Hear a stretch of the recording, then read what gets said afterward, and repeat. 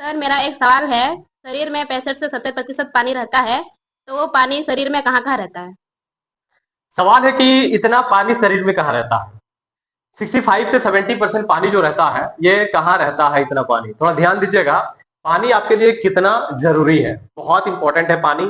पानी के बिना, पानी यदि कम पियोगे ना तो कितनी सारी तकलीफें होगा। ध्यान दीजिएगा क्या बोल रहे हैं। देखिए, सबसे पहले तो याद रखिएगा कि जो मानव शरीर होता है ना, शरीर में आपका 65 से 70% पानी होता है। ठीक है, ठीक है। आपको एक दिन में 4 से 5 लीटर आपको पानी पीना है। हालांकि आपका वेट वगैरह के हिसाब से होगा, लेकिन 4 से 5 लीटर जो है पानी आपको पीना चाहिए। ध्यान दीजिएगा, बड़ा ही इंपॉर्टेंट है। देखिए, पानी जो होता है शरीर में, सबसे ज्यादा पानी आपका होगा कोशिका में। कोशिका में जो होता है 65 से 70% जो पानी सबसे ज्यादा कोशिका में। कोशिका में ही आपका 60 से 65% पानी होता है कोशिका में। और कोशिका में एक पार्ट होता है रसधानी, जिसको वैक्यूल्स भी बोला जाता है, वहां पानी जमा हुआ रहता है। ठीक है, तो मतलब आपको सवाल पूछा जाएगा कि शरीर में जितना पानी है उसका 60 से 65% पानी कहाँ, कोशिका में।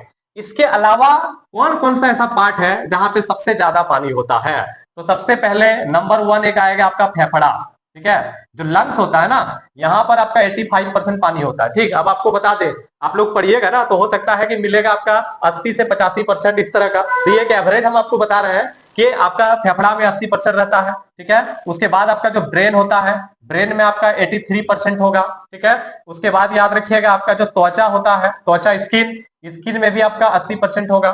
ठीक है, इसके अलावा जो मांसपेशी होता है, मांसपेशी मसल्स, यहाँ पर भी आपका 75% होगा। इसके अलावा आप यदि हृदय को लेते हैं, हार्ट, या हार्ट जो है ना, यहाँ पर भी 75% होगा। किडनी को भी आप ले लीजिए, किडनी है ना, किडनी जो है यहाँ पर भी आपका लगभग 83% पानी होगा। खून में भी 75% होता है ना। इसके अलावा यदि आंख, आंख में भी आपका लगभग 90% पानी होता है। तो कहने का मतलब है कि शरीर का जितना भी पार्ट है सब पानी से ही बना हुआ है ना।